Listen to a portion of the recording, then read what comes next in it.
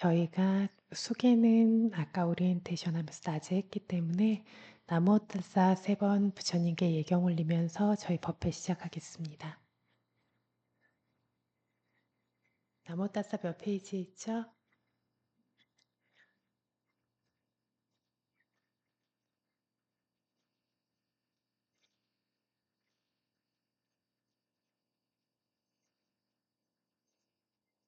네, 29페이지에 있습니다. 나무옷다사 3번 하고 한글로 한번 읽겠습니다. 나무 다사 바가와토 아라하토 삼마 삼부타사 나무 다사 바가와토 아라하토 삼마 삼부타사 나모 다사 바가와토 아라하토 삼마 삼부타사 내에서 벗어나 인적신 근서 깨닫 그분 세존께 예경 올립니다.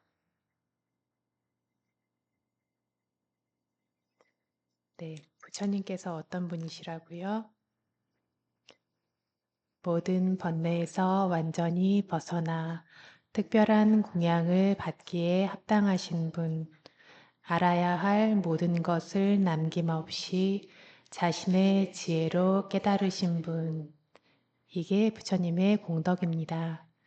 그래서 부처님께서는 특별한 공양을 받기에 합당하신 분, 저희들이 이렇게 공손하게 올리는 절을 받으시고 공손하게 올리는 공양물을 올리기에 합당하신 분인데 왜 그러냐면 모든 번뇌에서 완전히 벗어나 마음이 청정하시기 때문입니다.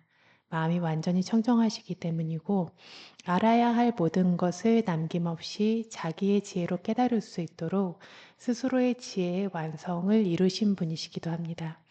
그 결과로 선업과 선업이 아닌 것, 그러니까 행복의 길과 고통의 길을 알고 세상의 진리라고 하는 고통과 고통의 원인과 고통의 소멸과 고통의 소멸이 행복이겠죠.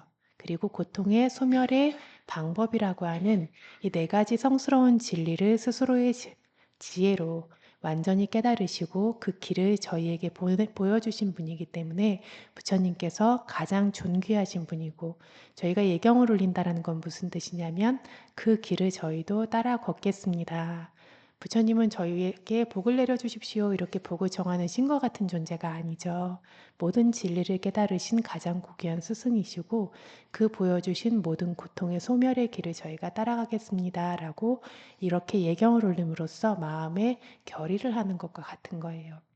근데 이 결이라고 하는 것이 어떤 수업을 들었던 친구들은 기억하겠지만 십바라밀 중에도 들어있죠. 그 결이라고 하는 것이 굉장히 중요해요. 결의가 있어야 하고 그 결의를 지킬 마음의 힘이 있어야 하고 여러분들도 여기까지 오는데 그런 어떤 결의를 가지고 왔을 거예요. 그쵸? 가서 열심히 수행해야지 하는 생각을 가지고 오지. 힘들 거를 뻔히 알면서도 이게 여기까지 왔다는 데에는 그래도 힘든 거를 감수하고 내가 열심히 하겠다라고 하는데 그 결의의 바람일이 여러분들의 마음에 얼마나 완성되어 있나요? 그게 유지돼요?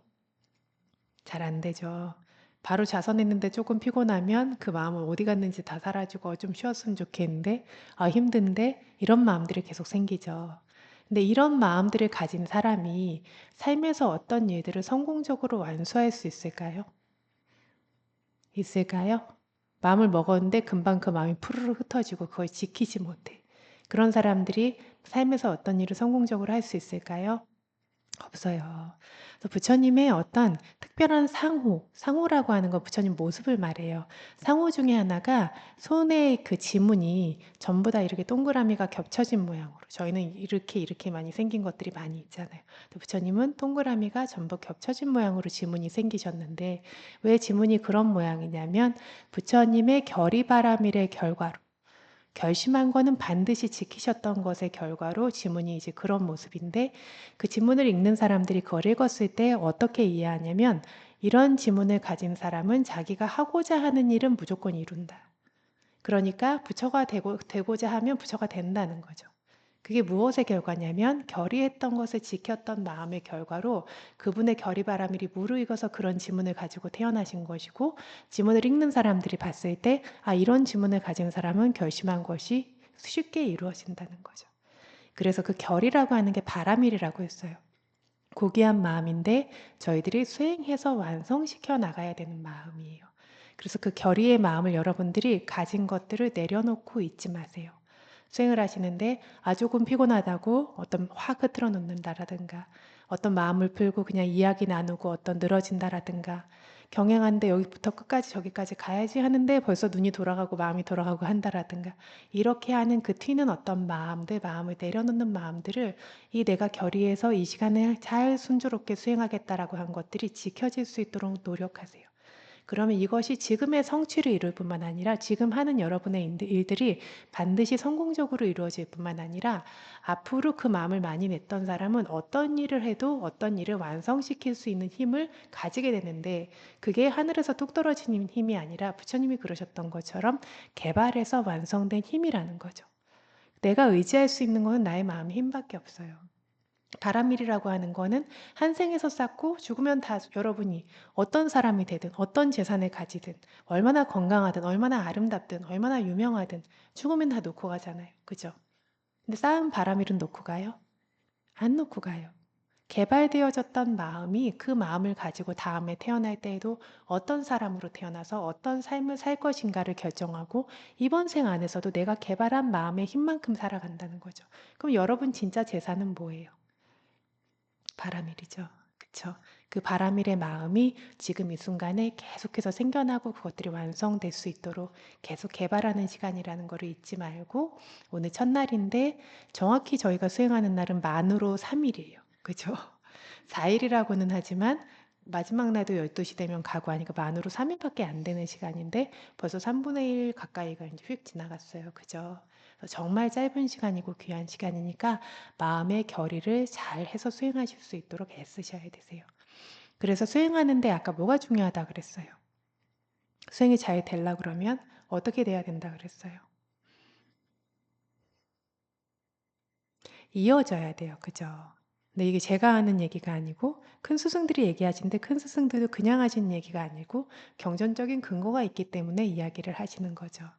그래서 저희가 아까 오리엔테이션 본문 마지막에 여러분 돌아가실 때 보석을 많이 가지고 돌아가실 수 있기를 바란다고 했어요. 어떤 보석이라고 했었죠?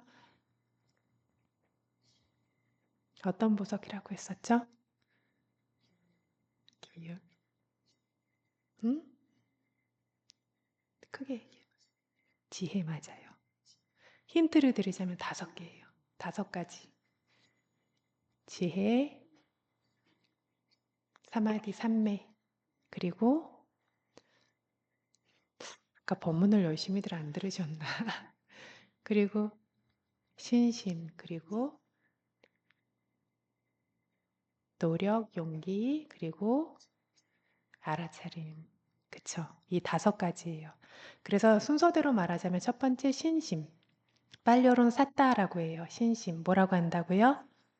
신심의 뜻이 뭐라고요? 신심이 빨려로 뭐라고요? 샀다. 그쵸? 그리고 샀다의 뜻이 신심. 두 번째는 위리야. 위리야. 위리야가 뭐예요? 노력, 용기. 아까 정진이라고 하셨죠? 맞아요. 노력, 용기, 정진. 노력과 용기는 같은 성품이에요. 물러나지 않는 성품이요. 노력, 용기, 정진. 세 번째, 사띠. 사띠는 알아차림, 주의 깊음이에요. 깨어있는 거, 알아차려 그 매 순간순간을 알고 있고 기억하고 있는 거. 네 번째, 사마디는 삼昧, 집중. 5번째, 네, 빠냐, 지혜. 자, 5개 다시 얘기해 볼게요. 첫 번째가 뭐라고요? 사따, 신심. 두 번째, 위리야, 노력, 정진, 용기. 세 번째, 사띠, 알아차림. 네 번째, 사마디, 삼매, 집중. 다섯 번째, 빠냐, 지혜. 여기는 왜 이렇게 다 멍하게 이렇게 앉아 계세요? 대답이 이쪽에서만 나오는데. 그 다섯 가지인데, 이 다섯 가지가 전부 다 저희 마음에 굉장히 중요한 힘이잖아요. 그래서 이걸 빨리어로 발라라고 해요. 발라 그럼 힘이라는 뜻이거든요. 발라라고도 하고, 다른 말로 인드리아라고 해요. 인드리아라고 하는 건 통제 능력이라는 뜻이에요. 예를 들면 신심이라고 하는 마음이 맑고 분명하지 못해서 의심과 불안정하고 선명하지 못한 것으로 사로잡히지 않을 수 있도록 마음을 통제해둬요. 그 신심이라고 하는 것들이 무턱대고 믿는 걸 말하는 게 아니에요. 바른 것을 알아볼 수 있는 지혜가 바탕이 되거든요. 그래서 사실인 것, 정말 바른 것, 이런 것들에 대해서 맑은 믿음이 있는 거예요. 그러면 사실이 아닌 거에 대한 믿음은 신심이라고 할까요? 신심이 아니라고 할까요? 신심이 아니면 뭘까요? 그거는 어리석음이 들어간 사견이라고 해요. 그쵸? 그래서 바른 것에 대한 믿음이 아닌 것은 어리석음과 욕망을 바탕으로 해요. 이건 사견이라고 하는 것은 어리석음과 욕망을 바탕으로 하거든요. 그래서 믿는다고 다 좋은 건 아니에요. 믿는데 그 믿음이 올바를 때에만 지혜가 바탕이 되었기 때문에 마음이 맑고 분명해요. 그래서 분명하게 그것들이 마음이 확고한 성품과 맑은 성품을 가지고 있어요. 이걸 신심이라고 해요. 그 마음이 혼탁하고 어리석은 상태가 아니에요. 맹목적으로 어떤 걸 믿는 이런 상태가 아니에요. 마음을 그래서 통제해 줄 수 있어요. 바른 방식으로. 두 번째, 뭐였죠? 위리와 노력. 노력이라고 하는 것 역시 여러분의 어떤 마음들이 지금 보면 허리 펴고 앉는 것도 힘들잖아. 그지? 이게 뭐냐면 노력의 힘이 없으면 몸이 푸르르 꺼져요.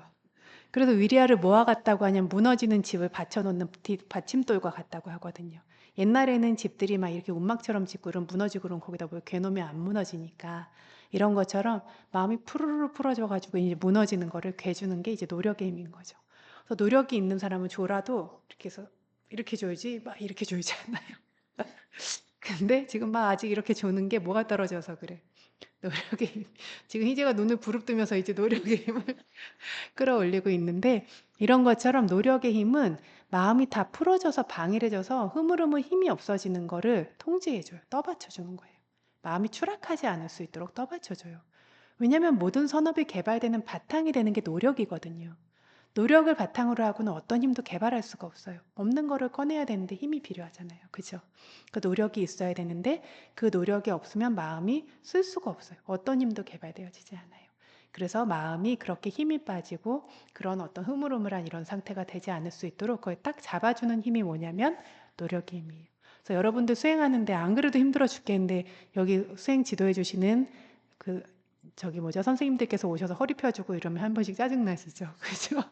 힘들어 죽겠는데 왜 자꾸 허리를 펴라고 하지 그러는데 이게 허리를 펴고 있음으로써 마음이 적어도 어느 정도의 힘을 계속 기울이고 있는 그 힘이 있는 거예요. 그래서 좌선하고 경행하고 두 가지 수행 중에 좌선은 삼매가 안정성이 더 강한 수행이고 경행은 노력이 더 강한 수행인 거예요. 왜냐하면 경행하는데 여러분들 아예 다리 아파 이렇게 앉을 수 없이 계속 걸어야 되잖아요. 그죠? 걷기도 하고 집중도 해야 되고 마음을 내서 걷기도 해야 되고 집중도 해야 되니까 노력의 힘을 두 배로 쏟아야 되는 거죠. 그래서 경행을 열심히 하면 이제 게으름이 극복될 수 있는 거예요. 근데 이게 그래서 그 노력이라고 하는 것들이 게으르고 늘어지는 것들로 무너지지 않을 수 있도록 마음을 통제해주는 힘을 가지고 있어요. 세 번째 알아차림, 사띠. 이 사띠라고 하는 것이 없으면 저희가 정신을 잃고 살아요. 정신을 잃고 살아서 뭐를 물어보면 모르고 기억 안 난다. 예를 들면 지금 심지어 수행을 하고 있는데도 여기서부터 여기까지 어떻게 됐어요는 몰라요 이러거든요. 의식이 깨어있지 않은 거예요. 뭘 몰라요. 아까도 말한 것처럼 이렇게 경행해서 듬 한 번 관찰하는데 잠깐 찍고 오고 나머지는 다 몰라요. 계속 깨어있는 것이 아니라 그러니까 모르는 상태가 돼요. 잊고 있는 상태가 돼요. 그 모르는 상태가 되면 아까 뭐가 생긴다 그랬어요? 방이람이 생기거든요. 결여됨이 생기고 이래서 어떤 불선업적인 것들을 바르지 않은 것들을 두려워하거나 부끄러워하지 않는 어떤 마음들이 생겨요. 모름으로 인해서 생기는 그런 어떤 수치심을 모르는 거, 두려움을 모르는 거, 이런 어떤 마음들이 발생하게 되고 들뜸이 발생하게 된다고 했어요. 그죠? 이런 것처럼 알고 있는 마음이 생김으로써 모르는 그런 어리석은 마음이 생기지 않을 수 있도록 이거를 통제해 줄 수 있어요. 그러니까 잊어버리지 않고 계속 일깨워 줄 수 있는 거예요. 그래서 이 사띠가 있어야 진짜 알미라고 하는 지혜도 생기거든요. 이 사띠라고 하는 알아차림은 그 지혜가 깨어날 수 있도록 일깨워주는 거예요. 지혜는 있는 것들을 실제로 보는 건데 사띠가 있는 것들을 실제로 깊이 있게까지는 보지 못하더라도 그것을 볼 수 있도록 마음을 일깨워주는 거예요. 네 번째 산매. 산매는 집중이죠. 아까 수행하러 온 이유가 잡생각이 많아요. 그랬어요. 그죠? 잡생각이 왜 많냐면 마음이 하나에 이렇게 머무르질 못해요. 경행하고 이럴 때 마음이 튀어요, 안 튀어요? 안 튀어요?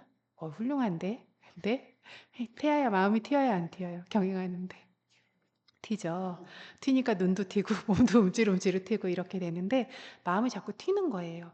근데 그게 마음이 그렇게 튀어나가게 몰입될 수 없도록 마음을 튀게 만드는 불안정하게 만드는 법들은 개발이 되어 있고 몰입이라고 하는 법은 개발되어 있지 않기 때문에 그렇거든요. 그러니까 막 잡생각도 많아지고 좌선할 때도 막 생각이 막 많아지고 이런 일들이 이제 생기는 거죠. 그래서 마음이 안정적이지 못해요. 계속 불안정한 상태예요. 어디에도 몰입돼 있지 않으니까 굉장히 산란한 상태예요. 이것들을 통제해 주는 게 이제 삼매의 힘인 거죠. 다섯 번째, 만냐 지혜. 이것도 모르는 거를 없애줘요. 아까 사띠는 잊어버리고 기억하는 것들을 일깨워주는 일을 한다면 이 지혜는 있는 그대로의 실제를 모르는 것들을 알게 만들어줘요. 예를 들면 이거 나는 사람이야. 이거는 아는 거예요, 모르는 거예요? 아는 거죠. 근데 지혜의 시각으로 보면 이건 아는 거냐면 모르는 거예요. 뭐라고 했냐면 저희가 나는 사람이고 얘는 여자고 얘는 남자고 이렇게 있는 것들이 다 저희의 눈에서 저희가 살아가는 세상에서 실제잖아요. 그런데 지혜의 눈으로 이것들을 봤을 때는 사람이라고 하는 실체가 존재하지 않는 거예요. 실제로 존재하는 건 뭐냐면 매 순간 어떤 조건에 의해서 생성되었다 소멸되고 있는 물질과 정신 현상만이 존재하는 거예요. 근데 여러분의 어떤 알아차림과 집중의 힘이 강해지면서 지혜가 생기면 점점 그것들을 보게 되는 거예요. 그러니까 작년에 희재가 말했던 것처럼 몸도 사라지고 다 사라지고 통증하고 그걸 아는 마음만이 몰입돼서 내가 관찰하는 것도 아니고 그 의식이 스스로 관찰을 하고 있는 거죠. 그렇게만 남아 있었어요 라고 말하는 것처럼 이 알아차림과 집중의 힘으로 일깨워진 지혜가 정말 존재하는 것, 실제로 존재하는 것이 어떤 방식으로 존재하는지를 그것들을 알 수 있는 거예요.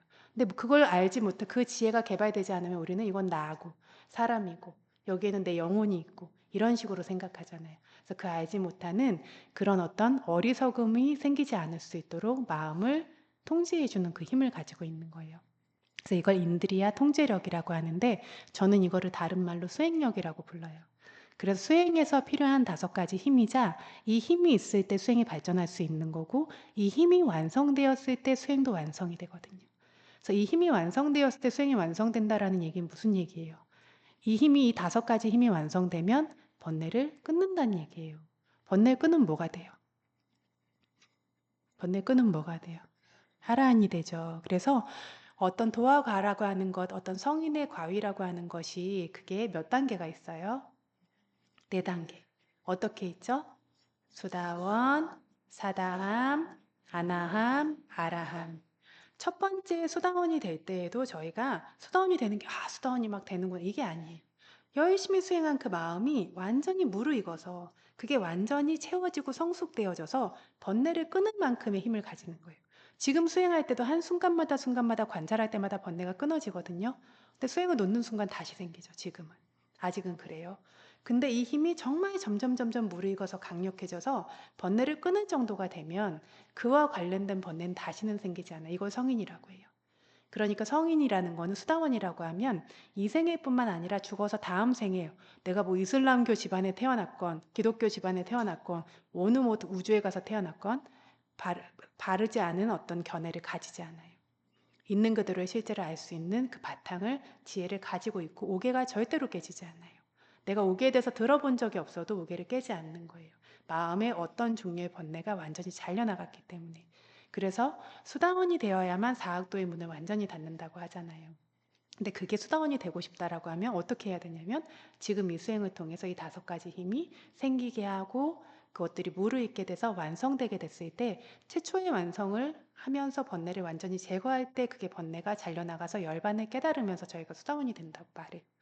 거기서 다시 더 열심히 수행해서 그게 다시 더 섬세하게 무르익어서 더 섬세하고 예리하게 완성되게 될 때 그것이 사다함의 도화가를 깨닫는 것이 되고 그 다음이 아나함의 도화가, 그 다음이 아라한의 도화가를 깨닫게 되는 거죠. 그러니까 결국 수행은 저희가 이 5가지 힘을 개발하는 일이에요. 완성시키는 일이에요. 그런데 이 5가지 이 5가지 힘이라는 것이 저희들이 처음부터 가지고 있냐면 가지고 있어요? 안 가지고 있어요. 그래서 수행한다고 하잖아요. 수행을 빨리어로 바와나라고 한다고 했어요. 뭐라고 한다고요? 바와나. 바와나라는 말은 없는 걸 생겨나게 하고 생겨난 걸 발전시킨다라는 뜻이에요. 0에서 1로 만들고 1이 된 거를 100으로 완성시킨다라는 게 바와나예요. 한마디로 말하면 개발인 거죠. 뭘 개발해요? 마음을 개발하죠. 마음을 개발하는데 정확하게 뭘 개발한다고요? 지금 말한 이 5가지 힘들을 개발하는 게 수행이에요. 근데 저희가 신심이 있냐면 처음에 저희가 어린이 불교학교를 이렇게 모였을 때 저는 수행을 하고 나서 경전을 읽었기 때문에 부처님 말씀이나 이런 것들 부처님 어떤 본생담을 읽어도 정말 눈물이 나게 감동을 받았었거든요. 그래서 아이들한테 너무 들려주고 싶은 거예요. 이런 아름다운 이야기, 이런 부처님의 위대함 막 들려주는데 아이들이 정말 그렇게 졸릴 수가 없는 표정으로 정말 그냥 어떤 느낌이냐면 저에 대한 그래도 예의 때문에 내가 참아준다 이런 느낌으로. 그러니까 저희 빠사디카님께서 지금 미얀마에 수행하고 계신 빠사디카님께서 수업을 하셨을 때도 아이들이 저를 인내해주고 있어요 이렇게 말씀을 하세요. 그러니까 정말 지루한 표정으로 무표정하게 이렇게 앉아서 있는 거예요. 그래서 이 아름다운 얘기가 마음에 와닿지 않는다고 하는데 와닿지 않는 거예요. 뭐냐면 신심이 아예 없는 거예요.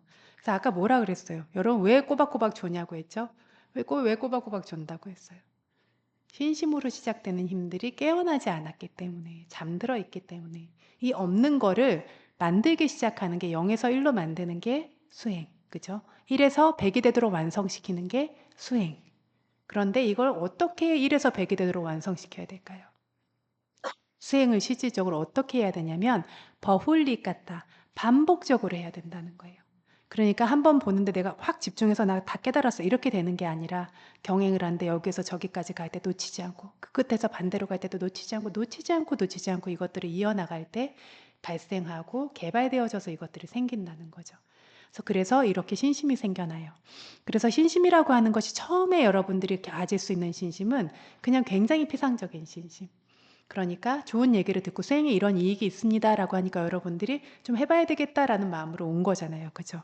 근데 이거를 나를 막 진짜 희생하면서 내가 정말 용맹하게 정진할 만큼 여러분이 신심을 가지고 있냐면 안 가지고 있어요. 그러니까 자꾸 수행 시간 깎아주세요. 이렇게 얘기하는 거예요. 그죠? 안 가지고 있어요. 그런데 이제 미얀마에 예전에 그 세알리님들 이제 수행하시는 어떤 절이 되면 그분들은 교학을 먼저 배우니까 신심이 너무 많은 거예요. 너무 많으니까 밤이 되면 한 달 동안 1년 내내 공부하고 1년에 딱 한 달만 수행을 할 수 있는데 그 수행 시간을 너무 기다리는 거예요. 그러니까 수행을 하는데 밤새 그 절에 쿵쿵 소리가 나서 밤새 머리를 찢고 있는 거예요. 그러니까 한 달 동안 잠을 안 주무시고 앉아서 수행을 하니까 처음에 너무 졸려서 밤만 되면 머리를 땅에 쿵쿵 찢는데 점점 그 소리가 줄어들고 없어지다가 나중에 한 달이 지나면 지혜의 완성을 이루어서 지혜 완성을 이룬 사람에게는 지혜가 성숙되는 과정에 대한 법문을 듣게 해주거든요. 그 법문을 듣고 이제 돌아가시는 거죠. 근데 그 신심의 힘이 그분들에게 그런 수행을 가능하게 하는 거죠. 그런데 어쨌든 그 신심이라고 하는 것이 저의 경우에도 마찬가지였어요. 아, 이거 진짜 옳은 것 같다. 이거 진짜 바른 것 같다. 이거 내가 꼭 해야 되겠다라는 신심은 있었어요. 근데 그게 굉장히 피상적인 신심이었던 거죠. 왜냐면 머리로 이해한 신심이니까. 내가 진정으로 받아들인 신심이 아니기 때문에. 그래서 그래도 이 신심을 가지고 노력이라는 걸 시작한 거죠. 신심이 없으면 노력할 수 없어요. 이게 이로움이 없다고 생각하는데 여러분이 힘든 걸 감수하고 이걸 하겠어요? 안 하죠. 근데 신심이 있으니까 노력이라는 걸 시작해요. 근데 신심이 미약하니까 노력도 아직 좀 미약해요. 그래서 딱 지켜보고 있으면 열심히 하고 지켜보는 것이 거둔과 동시에 이렇게 하고 경행할 때도 섬할 때 열심히 관찰하세요 하는데 제가 열심히 보고 있거든요. 하는데 하는데 잠깐 창문 밖도 내다보고 어깨도 조금 이렇게 하고 이렇게 하는 게 왜 제가 열심히 보고 있냐면 제가 다 했던 거기 때문에 알고 있기 때문에 어디서 놓치나 그러는 거죠. 근데 그래서 그 신심을 바탕으로 노력을 하는데 아직 이게 버거운 거예요. 아직 힘이 없으니까. 그래도 노력을 하니까 뭐가 생기냐면 알아차림이 생겨요. 마음을 기울여서 알려고, 관찰하려고, 알아차리려고 계속하니까 알아차림이 뒤따라와요. 이 알아차림이 연결되기 시작하면 뭐가 생기죠? 집중이 생기는 거예요. 알아차림이 연결되지 않으면 절대 집중이 생기지 않아요. 근데 수행은 집중이 생기지 않으면 정말 하기 힘들어요. 근데 집중이 생기면 정말 쉬워지죠.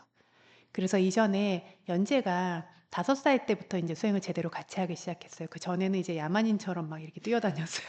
저희가 첫해 불교학교를 할 땐 심지어 법당에서 빨가벗고 뛰어다녀서 저희가 막 수건을 들고 이렇게 뛰어가서 할 정도로 그렇게 그런데 그 어린 나이부터 어쨌든 따라와서 그거를 같이 하기는 하고 싶은 거예요. 근데 이 수행을 하고 법문에도 이런 건 도저히 못 하겠는 거죠. 3살이었으니까요, 그때는. 그런데 이제 5살 때부터 같이 수행을 시작했는데 언니 오빠들은 6살, 7살 때 시작할 때 많이 놀아주고 수행을 조금만 시켰거든요. 근데 이미 언니 오빠들이 수행을 제대로 할 수 있게 될 때 얘가 수행을 처음 시작하니까 얘는 처음부터 힘든 수행을 해야 되는 거예요. 하루 종일 막 수행을 하니 이걸 해야 되니까 얼마나 힘들었겠어요. 그러니까 갑자기 뭐 졸리다, 머리가 아프다, 배가 아프다 이리 도망가고 저리 도망가고 이러면서 이제 근근히 이제 하고 있는데 그래도 법문하고 이러면 유심히 듣고 이러더니 어느 날 입선을 시켰는데 언니 오빠들도 그렇게 오래 못 썼어요. 근데 혼자 40분을 꼼짝도 않고 완전히 몰입돼서 요만했는데 그렇게 서 있는 거예요. 그래서 너 도대체 어떻게 그렇게 했어? 그랬더니 그냥 수행은 존중심을 가지고 해야 돼. 이 생각이 딱 기억이 났는데 그 마음을 딱 불러일으키는데 몰입이 되면 저는 10분도 안 지난 줄 알았어요 하는 거예요. 그렇게 40분을 완전히 몰입돼서 하는 거예요. 그러니까 10분도 안 지난 것 같은 40분이 된 거죠. 처음으로 입선을 했는데. 근데 사마디가 없으면 집중이 없으면 1시간 같은 10분이 지나가요. 진짜 조심하셔야 돼요. 그래서 저는 사마디가 없는 수행을 이제 다시는 할 용기가 없어요. 예전에 정말 사마디가 없었을 때 그 수행을 하는 것이 너무나 지옥 같았기 때문에 이제 다시는 사마디가 없는 상태로 돌아가고 싶지 않아요. 그래서 여러분한테 열심히 해라, 열심히 해라 하는 게 여러분들이 빨리 편하게 해 주려고 열심히 해라, 열심히 해라 하는 거지 여러분을 괴롭히려고 하는 게 아니에요. 근데 중간중간에 이 어떤 이 선한 의도를 모르고 중간중간에 몰래 가가지고 떠들고 몰래 가서 놀고 있고 이렇게 하면 되겠어요, 안 되겠어요? 뭐가 돼야지 삼매가 생긴다고요? 알아차림이 연결돼야 삼매가 생긴다고 했어요. 어떻다고요? 알아차림이 연결돼야. 아까 저랑 그 물리학과 그 대학생 오빠처럼 알아차림을 처음에 알고 이때는 없었어요. 그때 따라가고 이게 닿을 때까지 따라가고 절을 하는데 그걸 완전히 따라가고 한 번 절이 끝나고 나니까 몸에 완전히 붙었어요. 어때요? 라고 하니까 완전히 붙었어요. 삼매가 생긴 걸 스스로 느끼는 거예요. 그 절 한 번에 저희가 진짜 빈틈없이 공손하게 하면 그 절 한 번에 삼매는 생기는 거예요. 근데 왜 안 생겨요? 자꾸 빼먹어요. 그쵸? 자꾸 왜 주의를 기울이다가 한번 이렇게 하고 주의를 기울이다 옆에 한번 보고 앉는데 쿵 앉아버리고 이런 식으로 그죠? 그 주의를 그렇게 기울여서 그 삼매가 생길 수 있도록 해야 되는 거죠. 그래서 그러면 삼매가 생기면 어떻게 되냐면 그 삼매를 바탕으로 안정되고 고요한 상태의 마음이기 때문에 있는 그대로의 실제를 꿰뚫을 수 있는 지혜가 발생하기 시작해요. 막 항아리에 물이 막 흔들리고 있는데 그 항아리에 물이 흔들리고 있으면 그 혼탁함이 가라앉을까요? 안 가라앉을까요? 안 가라앉죠. 근데 그렇게 혼탁함이 있는 상태의 항아리에 달 그림자가 비출까요? 안 비쳐요. 그런데 이 항아리가 더 이상 움직이지 않게 돼서 항아리에 물이 고요하게 가라앉게 되고 침전물 그렇게 어떤 혼탁물들도 이렇게 침전되게 되면 그 위에 달 그림자가 뜰까요? 안 뜰까요? 뜨게 되죠. 그래서 마음에 삼매가 생겨야 뭐가 생기냐면 있는 그대로의 실제를 알 수 있는 지혜가 생기는 거예요. 그래서 저희가 어린이 불교학교 때 아이들 수행을 시키는데 지금은 그래도 많이 이렇게 좋아졌는데 덤벙덤벙 걷는데 알아차림이 지금 안 되고 있잖아. 아니 다 되고 있어요. 다 알고 있어요. 이렇게 해요. 그 뭐를 안 돼? 들고 가고 내리는 거 다 안 돼요. 그래서 들매 시작부터 끝까지, 감의 처음부터 끝까지, 내림의 처음부터 끝까지 누르고 그게 완전히 끝나는 것까지 알아야지 하니까 다 안 돼요. 그래서 얘네들이 모른다는 걸 어떻게 가르쳐 줘야 되지? 제가 그래서 어떻게 얘기를 했냐면 발바닥이 땅에서 딱 떨어지는 한 점이 있어. 떨어짐이 시작되는 그 한 점을 처음부터 알면 그것도 알아야지. 그걸 포착하지 못하는 사람은 걷지 마라고 얘기를 하니까 아무도 못 걷는 거예요. 발을 들었는데 언제 들었는지 몰라요. 다시 붙이고 들었는데 언제 들었는지 모르니까 다시 붙이고 계속 다 서 있는 거예요. 그리고 한 15분 정도가 지나니까 이제 희재가 먼저 가장 주의가 있었어요 그때. 가장 먼저 움직이기 시작하는 거예요.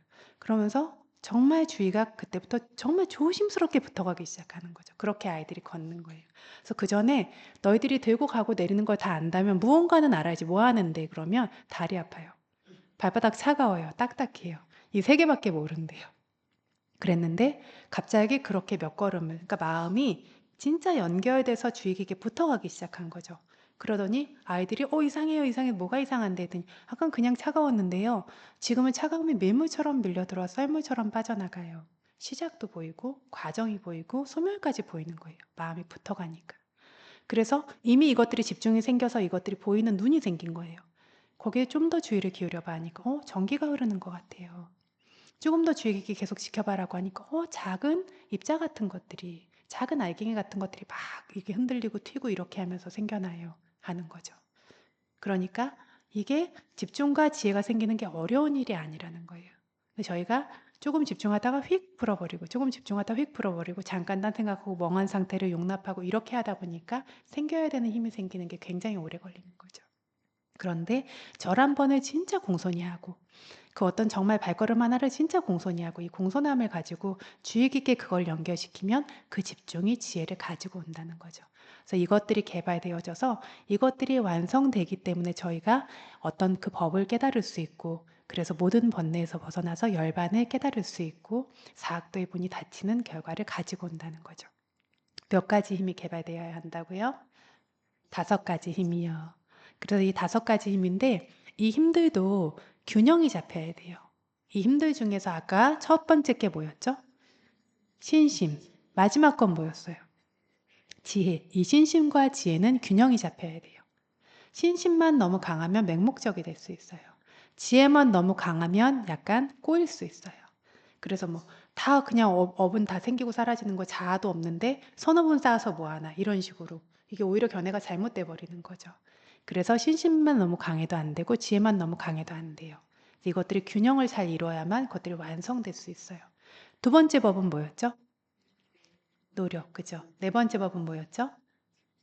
삼매 집중, 그죠? 이 두 가지도 균형을 이뤄야 돼요. 노력이 너무 과하면 어떻게 될까요? 노력이 너무 과하면 어떻게 될까요? 산만해져요. 너무 마음이 이렇게 불 지르는 것처럼 너무 산만해질 수 있어요. 산매의 마음이 고요하게 가라앉는 것만 너무 과하면 어떻게 될까요? 졸려요. 그래서 노력과 산매도 균형을 이뤄야 돼요. 아까 경행은 뭐가 조금 더 강하다 그랬죠? 노력. 좌선은 산매. 그죠? 그러니까 두 가지를 균형 있게 해야 되겠죠. 그쵸? 그래서 노력과 산매도 균형을 이뤄야 돼요. 두 가지 중에 어느 하나가 너무 강하면 안 돼요. 그래서 저는 예전에 수행을 하는데 저녁이 되면 너무 졸리고 정신이 없잖아요. 그래서 알아차림을 놓치면 안 된다는 그 노력의 힘은 있는데 정신을 차릴 수가 없으니까 막 죽을 힘을 다해서 이제 부푼 꺼짐 막 이렇게 수행을 하는 거예요. 하다 보면 내가 누군지 내가 어디에 와 있는지 모르는 상태가 되는 의식이 사라져요, 자꾸만. 그래서 저 자꾸 어디론가 의식이 사라지고 그냥 너무나 고통스러운 상태인데 나를 찾을 수 없는 그런 상태가 됩니다 하고 이제 말씀을 드리니까 명상스승께서 노력의 힘이 너무 지나치면 이게 튈 수 있다고 이제 확 튀어버려서 어딘지 모르는 상태를 가고 노력의 힘이 또 부족하면 졸면서도 의식이 꺼져서 없어져 버려 이렇게 하나 저렇게 하나 의식이 관찰하던 의식이 사라져 버리는 거죠. 그래서 이거 도대체 노력의 힘을 줄이면 졸아버리고 노력의 힘을 기울이면 또 이게 너무 과해져 버리고 저녁에 피곤하니까 이게 균형이 잘 안 잡히는 거예요. 이걸 어떻게 극복해야 되나라고 했는데 어떻게 극복해야 될까요? 이 두 가지를 균형을 잘 이룰 수 있도록 어떻게 해야 될까요? 이 네 가지 힘의 균형을 잡는 것이 세 번째인 사띠예요. 알아차림이에요. 그래서 제가 하는 수행을 가만히 들여다보니까 너무 피곤하니까 섬세하게 주의를 기울이는 그 주의를 기울이는 힘은 부족하고 때려 붙이기만 하고 있는 거예요. 안 놓쳐야 돼 이러면서 막 밀어붙이기만 하고 있고 대상을 제대로 주의 기울이는 힘이 피곤하니까 자꾸 이게 빠져버리는 거예요. 그래서 이거를 키워야 되겠구나 해서 주의 기울여서 제대로 대상에 이제 조준을 해서 관찰을 하기 시작하니까 이게 너무 과하게 힘이 가거나 졸아버리던 것들이 서서히 괜찮아지더라는 거죠. 그래서 이 네 가지 앞서 말한 네 가지 힘은 너무 과하거나 부족하면 안 되지만 사띠는 이 네 가지 힘의 균형을 잡아주는 것이기 때문에 아무리 많아도 부족함이 없다라고 해야 돼요. 여러분들 하루 종일 아무리 많이 알아차려도 아무리 많아도 과함이 없다. 그래서 여러분들 하루 종일 아무리 많이 알아차려도 절대 과하지 않아요. 알아차리면 알아차릴수록 뭐가 생겨? 정신적인 힘이 생기고 정신적인 힘의 균형이 생겨요. 그러니까 열심히 알아차림을 하면 피곤해져요, 쌩쌩해져요. 쌩쌩해지지. 피곤해요, 쌩쌩해요, 지금. 피곤해요. 그래서 알아차림을 열심히 해야 돼요. 그래서 작은 것부터 시작해서 놓치지 않으려고 할 때 그 마음이 일깨워지고 그 마음에 노력의 힘이 생기는 그 에너지가 생기고 집중이라고 하는 안정감이 생기고 지혜라고 하는 어떤 빛이 생기는 거예요. 그래서 알아차림을 열심히 할수록 수행이 쉬워져요, 어려워져요? 쉬워지기 때문에 열심히 하라고 하는 것이지 여러분을 고생의 길로 내몰기 위해서 얘기하는 것이 아니에요. 그래서 이 다섯 가지 힘을 완성시켜야 되는데 저희가 청정도론에 보면 이 다섯 가지 힘을 굉장히 빠르게 강력하게 만들기 위한 또 오래 수행을 하다 보면 이것들이 좀 무뎌지는 경우가 있어요. 왜냐하면 익숙하게 계속 관찰을 하다 보니까 마음이 그냥 조금 무뎌진 채로 계속 가게 돼서 수행이 막히는 것처럼 이렇게 있을 때가 있고 그런데 이럴 때 이것들을 예리하고 강력하게 빨리 완성될 수 있도록 하기 위해서 무엇을 해야 되는가라는 것을 청정도론에서 이제 답을 해놓으셨어요. 그 중에 9가지가 있어요. 그래서 이 뭐가 완성되는 요인이라고? 5가지가 뭐라고? 5가지를 아까 뭐라고 불렀지? 수행력이라고도 하고 인드리아 통제 능력이라고도 했어요. 그죠? 이것들이 완성되는데 이것들이 빠르게 어떤 성숙되고 예리해지는데 몇 가지 요인이 있다고요? 9가지 요인이 있어요. 여기 어르신 분들은 생생하게 대답도 잘하시고 이러는데 어린이들은 아주 졸음을 잡느라고 힘들 것 같아요. 그래서 몇 가지 요인이 있다고 이제야? 9가지 요인이 있어요. 근데 첫 번째는 뭐냐면 생겨나는 모든 물질과 정신이라고 하는 이 몸감에서 생겨나는 모든 것의 소멸을 계속 본다예요. 근데 이거는 아직 여러분들이 이룰 수 있는 단계는 아니에요. 그래서 이게 뭐냐면 굉장히 그 어떤 알아차림의 힘이 집중의 힘이 지혜의 힘이 예리하게 발전하기 위해서 소멸을 계속 볼 수 있는 힘이 있어야 된다는 거예요. 근데 지금은 생성도 잘 안 보이잖아. 그치? 언제 생성돼서 언제 소멸되는지 잘 안 보이잖아. 그치? 근데 여러분들의 이제 집중의 힘이 생길수록 이것들이 생겨나는 것도 보이고 아까 걷던 친구가 차가움이 민물처럼 물려들어 썰물처럼 빠져나가야 하는 것처럼 소멸되는 것도 보이기 시작해요. 예전에 이 친구들이 그 긴 세월을 수행이라는 걸 그래도 하는데 부품과 꺼짐에 대해서 얘기한 친구 한 친구도 없는 거예요. 왜냐면 부품과 꺼짐 대충 보고 졸다가 졸음이 와서 죽을 것 같으면 관찰하고 통증이 와서 죽을 것 같으면 관찰하고 부품과 꺼짐은 그냥 맹맹이 이렇게 보는 거예요. 그래서 부품과 꺼짐에 대해서 아는 게 진짜 없는 거예요. 통증이나 졸음에 대해서는 진짜 많이 말할 수 있는데 그래서 이제 부품과 꺼짐이 처음부터 끝까지 보라고 했으면 처음부터 끝까지 보고 처음에 안 보였으면 안 보이는 걸 알고 끝이 안 보이면 안 보이는 걸 알아야 되는데 아무것도 모르잖아 했더니 그 말을 그래도 허투루 듣지 않은 게 연재였어요. 그러고는 앉아서 보는데 막 이러고 앉아가지고 막 부품 꺼지면 막 이러고 보고 있는 거예요. 아주 용을 쓰고 그 시간엔 진짜 졸지도 않았어요. 막 용을 쓰고 이제 부품과 꺼짐을 그때부터 보기 시작하더니 어? 이게 부품이 이제 처음 시작되는 건 보이는데요. 끝은 안 보여요. 끝은 이렇게 흐지부지 되면서 그리고 꺼짐은 또 시작되는 건 보인대요. 그러더니 나중에 보더니 부품이 시작부터 끝까지 보여요. 점점 보이기 시작하는 거예요. 처음부터 끝까지가 또렷하게 보이고 저는 부품과 꺼짐이 하나의 덩어리라고 생각했는데 순환하는 것처럼 부품은 따로, 꺼짐은 따로예요. 이게 명확하게 보이기 시작하는 거죠. 근데 나중에 뭐라고 하냐면 부품 꺼짐이요. 도도도도도도 다 끊어져 있어요. 부품과 꺼짐이 부품 하나가 한 덩어리가 아니고 계속 생성되고 소멸되는 것의 연결이라는 게 보이기 시작하는 거예요. 다 도도도도도독 다 끊어져서 이것들이 생기고 있어요. 라고 이걸 보기 시작하는 거죠. 이런 식으로 저희가 마음이 주의 깊게 대상 있고 연속적으로 있게 될 때 단계 단계 물질과 정신을 보게 돼요. 그래서 이것들이 아까 무상하다고 한 것처럼 모든 물질과 정신이 빠르게 생겨나서 사라지고 이런 것들을 보는데 나중에 이해 지혜가 점점 무르익게 되면 소멸만을 자꾸 보게 돼요. 너무 빠르게 생기고 사라지니까 알면 그냥 없어져 버리고 알면 없어져 버리고 하니까 이것들의 소멸만을 자꾸 보게 되거든요. 이 어떤 것들이 여러분들이 물질을 관찰하든 의식을 관찰하든 보는 모든 것이 소멸된다라고 한다면 그걸 본다면 이게 진짜 항상하지 않구나, 영원하지 않구나. 이게 진짜 내 거고 내가 아니구나라는 이해가 여러분에게 분명히 생길까요, 안 생길까요? 생기죠. 그러니까 그 지혜가 무르익기 시작하는 거예요. 모든 거를 어디를 봐도 눈으로 뭘 봐도 귀로 뭘 들어도 심지어 알아차림하는 마음도 알아차리고는 없어져 버리고 그걸 아는 마음도 알고는 없어져 버리고 이것들이 무상하다라는 것을 스스로의 지혜로 이제 따라잡게 되니까 정말 이게 무상고 무아라는 것을 이해하는 지혜가 무르익기 시작하는 거예요. 그래서 이 어떤 생성되는 모든 물질과 정신현상들의 소멸을 계속해서 볼 수 있는 것이 첫 번째 조건이에요. 근데 이거는 그 지혜의 단계에 이르러야 저희가 경험할 수 있는 거니까 이거는 일단 배제를 해야 돼요. 그죠? 빨리 여기에 이를 수 있도록 이제 해야 되는 거지. 그런데 지금은 여기 어린 친구들이 수행력이 많이 떨어져서 그런데 예전에는 그런 얘기를 하는 거예요. 전부 보기만 하면 사라져요, 이것들이. 그래서 마치 이게 약 올리는 것 같아요. 관찰하려고 하고 보려고 하면 없어져 버리고 없어져 버리고 없어져 버리고 그래서 왜 너 아픈 것도 그렇고 뭐 귀찮은 것들고 관찰하면 다 없어지면 좋은 거 아니야? 안 좋아요. 왜 안 좋은데? 라고 하니까 뭔가 지지하고 머물 수 있는 게 없잖아요. 계속 다 무너지는 거죠. 그래서 이게 하나도 안 좋아, 기분이 별로 안 좋아요. 하는 거예요. 이 관찰하는 것들이 자꾸 사라지니까.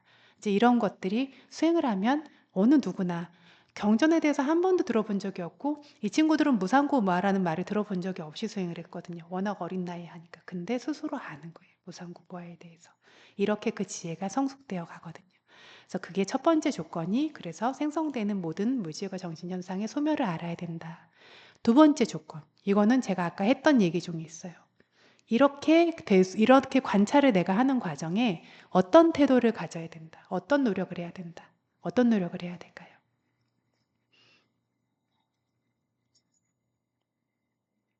어떤 노력을 해야 될 것 같아요? 그게 세 번째 요인이에요. 네, 두 번째 요인이 뭘까요? 공손한 노력. 사카짜기리야야 하면 굉장히 공손하고 존중심을 가진 태도를 말해요. 굉장히 공손하게. 저희들이 진짜 어떤 물 찰랑찰랑한 물을 들고 갈 때 막 이렇게 거칠게 안 하잖아요. 주의 깊게 공손하게 하잖아요. 그죠? 행동 자체가 조심스럽잖아요.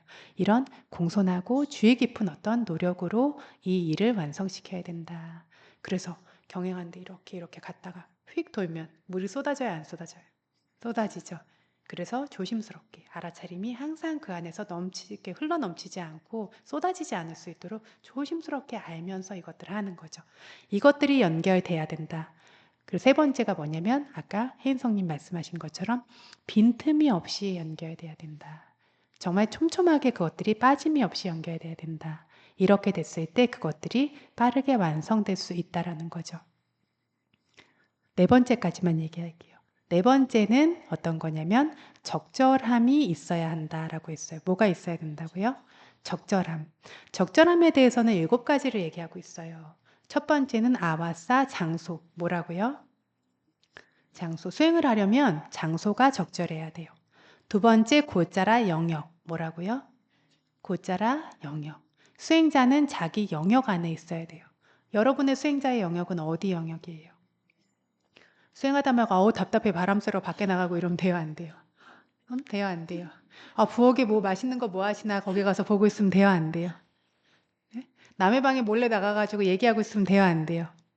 영역을 벗어난 거예요, 안 벗어난 거예요? 벗어났죠. 그럼 저희의 영역은 뭐예요? 겉으로 보이는 영역은 자기 공간, 자기 화장실 가는 거, 공양할 땐 공양간 가는 거, 법당에 있을 땐 법당에 있는 거 말고는 자기 공간이 아니에요. 내면적으로는 뭐가 자기 영역이에요? 딴 생각하는 거? 그거 자기 영역이에요? 아니죠. 물질과 정신을 관찰하는 관찰 대상이라는 영역 안에 마음이 머물러야 되는 거예요. 자기 영역을 벗어나면 안 되는 거예요. 이게 영역이에요. 이게 영역이 적절해야 돼요. 자꾸 영역 밖으로 마음이 빠져나가면 안 돼요. 그래서 수행하다가 말고 자꾸 화장실 가는 것도 영역 밖으로 튕겨나가고 싶은 마음이에요. 주의하셔야 되세요. 그래서 이게 수행이 조금 힘들어지기 시작하면 한 명이 화장실을 간다고 해요. 그러면 옆에 줄줄이 다 화장실 간다고 해요. 이게 영역을 벗어나는 마음이에요. 주의하세요. 네. 그래서 수행 시작하기 전에 화장실은 미리 다녀오고 그리고 나서는 그 안에서 계속 어려움과 계속 부딪혀야 그걸 지나가는 그 길이 열리기 시작하죠. 그렇게 보실 수 있어야 돼요. 그 다음에 받사. 하는 말이 적절해야 돼요. 듣는 말도 적절해야 돼요. 근데 내가 열심히 수행하고 있는데 옆에 가서 야, 내일 우리 뭐 방에서 뭐 과자 같은 거 까먹을까? 이런 얘기하면 아니면 뭐 TV 본 거 막 이런 재밌는 얘기하고 이런 마음이 그 사람 마음이 흔들려요, 안 흔들려요? 흔들리죠. 그럼 수행에 대한 마음이 그 어떤 집중되고 공손한 어떤 주의가 이루어져요, 안 이루어져요? 안 이루어져요. 듣는 말도 잘 들어야 돼요. 법의 말을 들어야 돼요. 번뇌가 줄어드는 것과 관계 있는 말, 노력을 끌어올리는 것과 관계 있는 말, 신심이 생겨나는 것과 관계 있는 말, 집착이 떨어지는 것과 관계 있는 말, 이런 말들을 들어야 되는 거예요. 하는 말도 그러면 어떤 말이어야 돼요? 법의 말을 해야 되는 거죠. 그래서 기본적으로 수행자는 무건을 시켜야 돼요. 여러분 말하면서 관찰을 제대로 해본 적 있는 사람 손 들어보세요. 없어요. 제가 말하면서 관찰하시는 거를 본 적이 없어요. 그래서 말하는데 관찰하는 게 그렇게 어려워요. 근데 말하는데 관찰해야 되거든요. 근데 말하는데 관찰을 진짜 열심히 해보면 말하는 게 힘들다라는 걸 알아요. 그래서 말을 점점 안 하게 되는 거죠. 그런데 그렇지 않으면 말하는 데는 너무나 많은 정신과 물질 현상이 폭발적으로 일어나고 있어요. 이걸 다 놓치고 있는 거예요. 그래서 말이 불필요한 말을 하지 않아요. 그래서 수행자의 어떤 언어는 침묵이 수행자의 언어예요. 근데 수행자가 말을 해야 된다면 그건 법에 대한 이야기. 그래서 면담을 저희들이 할 때 법에 대해 내가 수행한 것을 보고하는 이야기, 아니 법에 대한 질문을 하는 이야기, 이거여야 된다는 거죠. 그래서 수행자에게 적절한 말이라는 게 그런 것들이 있어요. 네 번째, 사람이 적절해야 돼요. 사람이 적절해야 돼요. 그럼 사람이 어떤 사람이 적절해야 되냐면 스승이 적절해야 되고 도반이 적절해야 돼요. 스승이라고 하는 사람은 바른 수행 방법을 알려줄 수 있는 사람이어야 되고 도반은 어떤 사람이어야 될까요?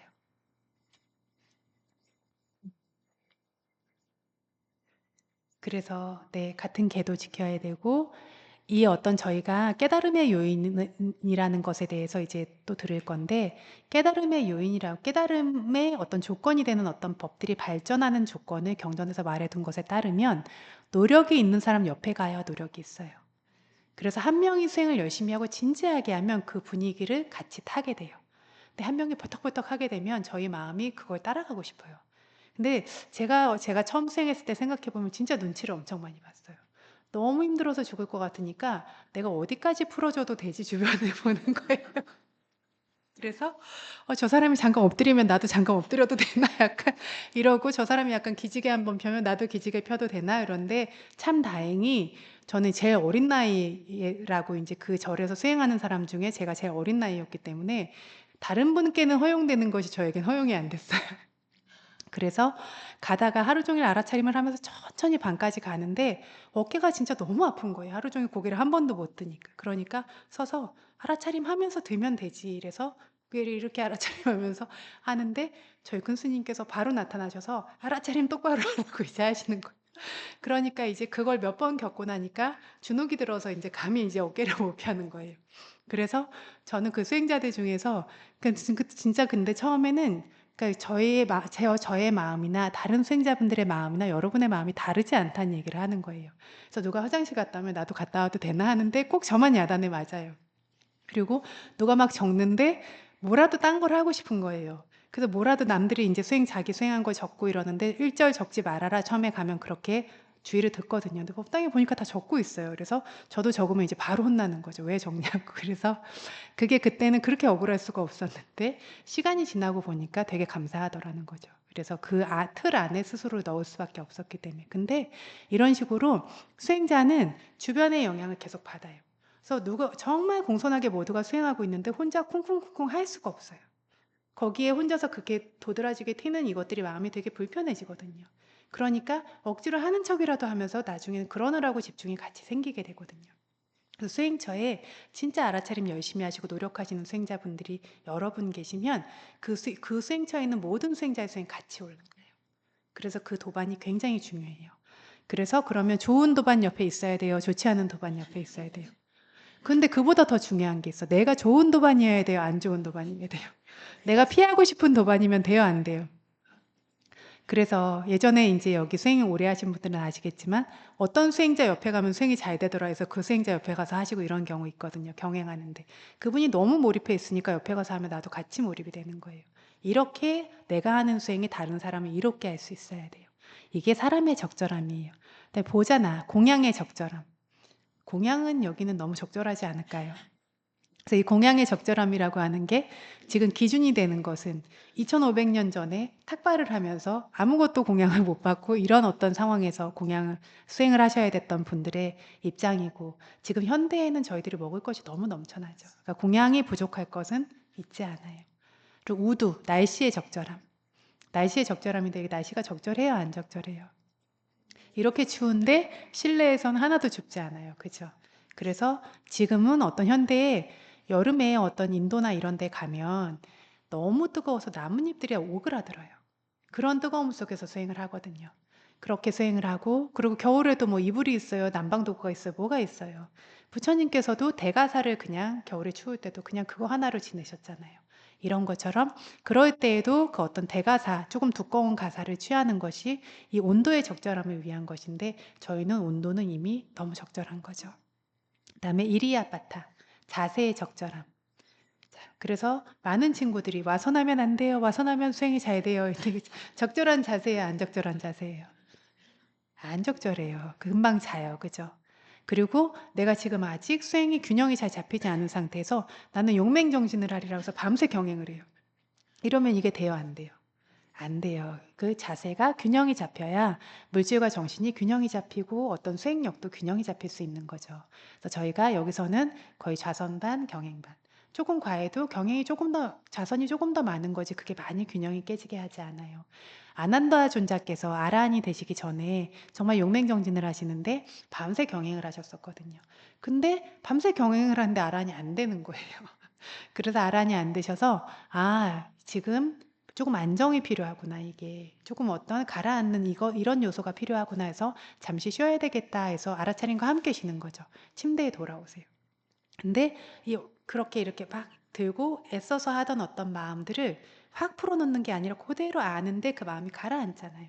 침대에 눕는 과정 중에 아라한이 되시거든요. 침대에 완전히 눕기 전에 그 과정이 아라한이 되시거든요. 그래서 자세의 적절함이라고 하는 것이 그렇게 중요하다라는 거죠. 그래서 이렇게 7가지 적절함이 있어요. 장소의 적절함. 첫 번째가 장소의 적절함이었어요. 장소는 여기 적절해요? 안 적절한 것 같아요. 네. 그래서 이 장소의 적절함을 경전에서 누구의 예를 들고 있냐면 사리부타 존자의 예를 들고 있어요. 사리부타 존자에게 적절한 장소란 나무 밑에서 수행을 하시니까 나무 밑에 앉아 수행할 때 양 무릎이 물에 젖지 않으면 된다. 그러니까 그만큼의 내가 어떤 보호를 받을 수 있으면, 뭐 비가 많이 내리고 이렇게 될 때 몸이 다 젖잖아요.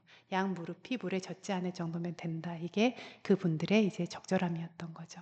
그래서 저희들이 지금 적절함이 있어야 된다라고 하는데 적절함이 몇 가지라고 했죠? 적절함 몇 가지라고 했죠? 7가지라고 했어요. 뭐뭐 얘기했었죠? 장소, 네, 영역, 말, 사람, 공약. 많이 기억하네. 그 다음에 예, 기후 온도, 그 다음에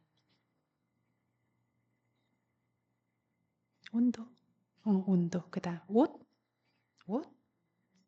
옷은 옷은 온도를 옷으로 조절하는 거, 그렇지? 마지막에 자세. 7가지였어요. 그럼 7가지 모두에 적절함이 있어요, 없어요? 적절함이 없는 게 어떤 게 있어요? 공양? 여러분이 생각하기에 적절함이 없는 것에 어떤 것이 있어요? 음? 네. 그래서 장소 적절해요, 그죠? 영역 적절한가요? 이거 진짜 수행자가 채워야 되는 거예요, 이거는. 그쵸? 내 영역이 아닌 곳에 기웃거리지 않아요. 그리고 내 영역이 아닌 대상으로 마음을 보내지 않아요. 저의 영역은 뭐예요? 예전에 어린 친구들이 앉아 있는데 얼굴을 보면 다 알아요. 딴 생각하면 얼굴이 그냥 티가 나거든요. 근데 이제 어쨌든 딴 생각해도 내가 아이님이 모르겠지 하고 이제 딴 생각을 하고, 아, 죽을 것 같은데 아이도 노래 2개 하면 이제 이 수행 시간 끝난다. 제가 5분 남았습니다. 이렇게 하니까 노래 2번 돌리면 이제 수행 시간 끝난다 하는데, 이상하다. 2번 돌렸는데 왜 안 끝나지? 아이님 시계를 안 보시나? 이러고 있는 거예요. 그러면 노래하는 쪽으로 막 딴 생각하는 쪽으로, 졸린 쪽으로 막 졸고 있는 쪽으로 마음을 풀어놓는 쪽으로 이렇게 간다면 그 영역에 적절함이 있어요, 없어요? 없어요. 그죠? 영역의 적절함이 있어야 돼요. 말의 적절함. 이것도 여러분들이 무건을 지키고 서로 하지 않아야 될 말을 하지 않으면 충분히 얻어질 수 있어요. 똑같라.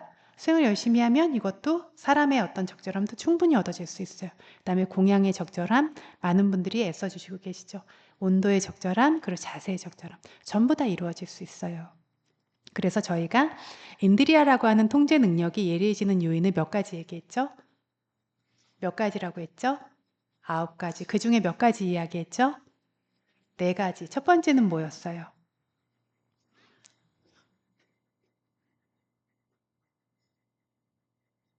첫 번째는 뭐였어요? 생겨나는 모든 물질과 정신 현상들의 소멸을 본다라고 했어요. 그 소멸을 계속해서 지속적으로 보는 거. 그죠? 그리고 2번째는 뭐라고 했어요? 그렇게 수행할 때 어떻게 해야 된다고요? 공손하게 주의 깊게. 3번째는 빈틈없이 연결되게. 4번째는 적절하게 수행해야 된다. 근데 이 중에서 지금 저희가 할 수 있는 건 몇 번이에요? 2번, 3번이 이제 핵심이고 4번 중에서는 일부 저희가 조절할 수 있는 것들 그렇게 있어요. 그죠? 그럼 가장 여러분이 기억해야 되는 건 수행하면 딱 머릿속에 새겨야 되는 건 뭐예요? 공손함, 빈틈없음 해야 되는 거예요.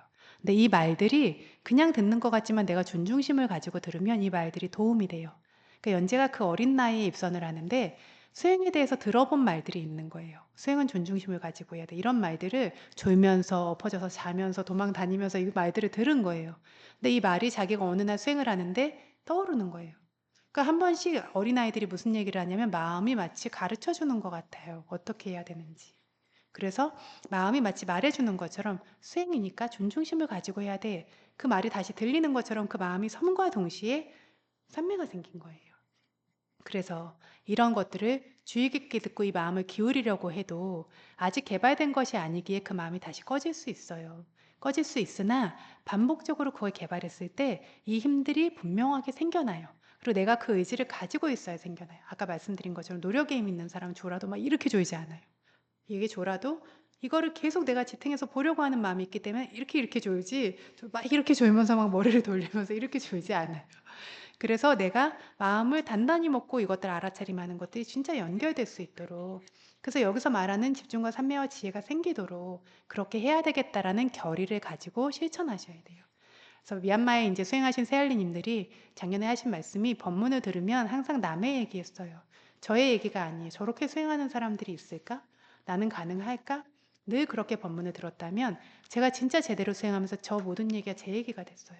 물질과 정신을 보고 막 밤에 잠을 안 자고 수행을 하고 막 정말 너무 섬세한 물질과 정신을 놓치지 않고 관찰할 수 있고 마음이 물러나지 않고 이게 저의 얘기가 됐어요. 그게 너무 감사하다고.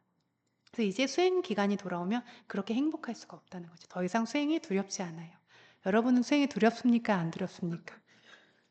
수행한다라고 하니까 한숨을 올리시고 내리시고 이렇게 하시는데 어른들도 사실 두려워하세요. 그죠? 수행 집중수행 들어오려고 하시면 부담이 있으시죠? 1시간을 뭐 앉아야 된다, 통증을 봐야 된다 이런 부담이 있으세요. 있으시지만 그것을 용기의 힘으로 마주하는 거예요. 마주하기 때문에 그것을 지나갈 수 있는 힘이 생겨요. 그러면서 여러분에게는 두려움이라고 하는 번뇌가 사라지게 돼요. 두려움이 없는 마음을 가지고 세상을 살 수 있다는 게 얼마나 축복인지 경험해 본 적이 없는 사람은 알 수 없어요. 그 무엇을 만나든 마음이 흔들리지 않을 수 있고, 무엇을 만나든 주저하지 않을 수 있고, 아, 이건 힘든 일인데, 이거는 뭐 괴로운 일인데, 이건 아픈 건데, 이런 거는 뭐 지루한 건데, 이런 마음이 있지 않아요. 마음이 늘 활기차게 깨어 있어요. 마음이 앞으로 전진하는 힘을 가지고 있어요. 이런 마음으로 살아갈 수 있는 그 힘을 매 순간마다 저희들이 키우는 그 수행을 하는 거예요. 그래서 이 수행의 이로움을 정말 공손하게, 이 이로움을 주의 깊게 이 이롬에 대해서 생각하고 그리고 그것을 바탕으로 진실하고 공손한 수행을 할 수 있도록 여러분들이 노력하셔서 여기에서 돌아갈 때는 반드시 그 결과물을 가지고 갈 수 있도록 그 결과물을 가지고 간 사람은 수행을 절대 끊지 못해요. 반드시 수행의 길로 돌아오게 되어 있어요. 그래서 그 길의 완성에 이르게 되어 있어요. 모든 번뇌의 소멸까지. 그렇게 될 수 있는 고귀함의 어떤 씨앗을 뿌리고 그것이 무르익어가는 과정이 이 집중수행이 되기를 바라면서 법문을 마치겠습니다.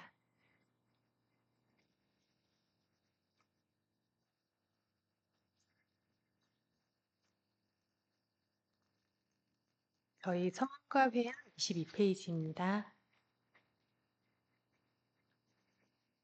22페이지입니다.